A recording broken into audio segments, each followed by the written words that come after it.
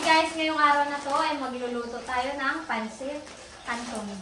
Ito yung mga ingredients na gagamitin namin. Meron tayo dito repolyo, carrots, tsaka beans. Nasa baba po yung beans tsaka carrots.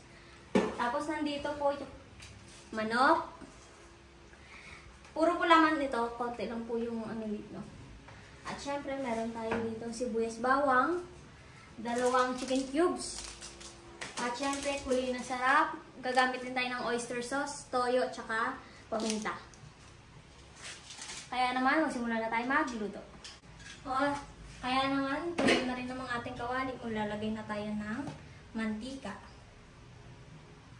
Yung ginamit ko palang mantika dito, yung pinagprituhan ko ng french fries kahapon.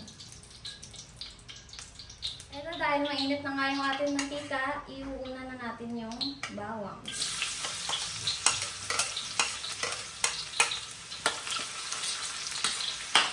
Natin yung sibuyas. So, ilagay na natin yung manok. Simula nang bumango yung ating bawang saka sibuyas. Kaya naman kung nakikita nyo, puro laman po yung ating sinahog.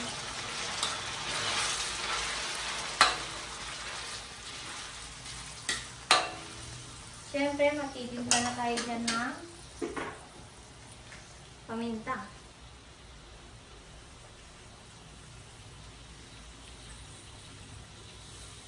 Depende sa inyo kung gaano kadami gusto nyo. At syempre, titimpla na rin natin yan yung oyster sauce. Oysterific pala. Dato puti.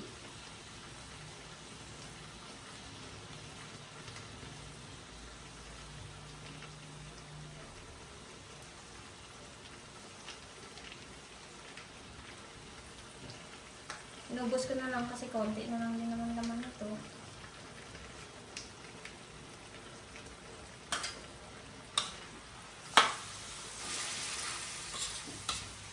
Eto, nakalimutan ko pala kanina ibanggit yung liquid seasoning. Maglalagay tayo dyan konti, pampabango ng ating pansit. Okay na yan. At syempre, toyo din. Mamaya na tayo magdadagdag ng tubig pag medyo luto na yung ating manok.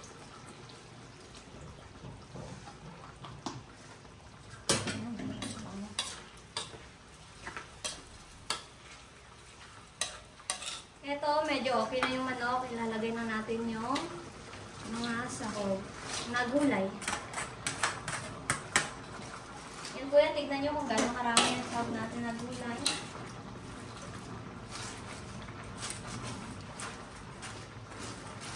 Hayaan muna natin. Ito, maglalagay na tayo ng Knorr chicken cubes. Yan, dyan sa may nakulo sa gitna. Lalagyan natin yung 2 piraso. Ayan, maya't maya maglalagay tayo ng tubig para mapasimulan na natin pakuluan at saka ilagay yung pancit canton. Ito, maglalagay na tayo ng tubig. Kaunti lang kasi mabilis lang naman lumambot yung ating pancit canton. Yung saktong-sakto lang sa 3/4 na kilo. Ito, okay na yan. Para hindi mabasa yung pancit nyo pag naluto. Pakuluin natin saglit. Tapos, maya-maya lang ilalagay na natin yung pancit canton. Ito, medyo okay na yan. Ilalagay na natin yung pancit canton.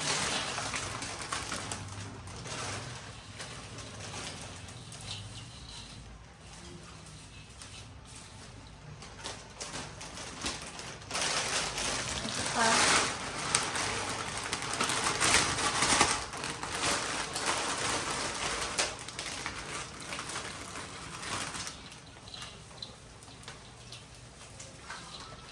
Medyo nalambot na siya. Sabi sa'yo, mabilis lang lumambot yung pansit natin. Pero tignan nyo yung tubig. Marami pa. Kaya patutuyan natin, maigi yan.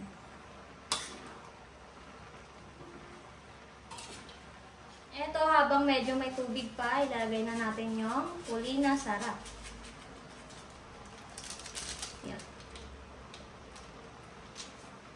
Siyempre, halo-halo para mabilis siya manuot sa ating Pansit Canton. Medyo natutuyo na nga yung ating ano kasi kasarap naman yan. Eto, luto na yung ating Pansit Canton. Kaya naman, titikman na natin to. Eto, titikman na natin.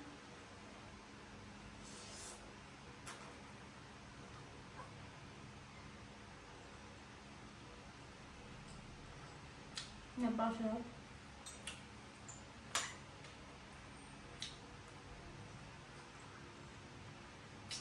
Kaya kung ako sa'yo, magluto ka rin na to, try mo na to, subscribe.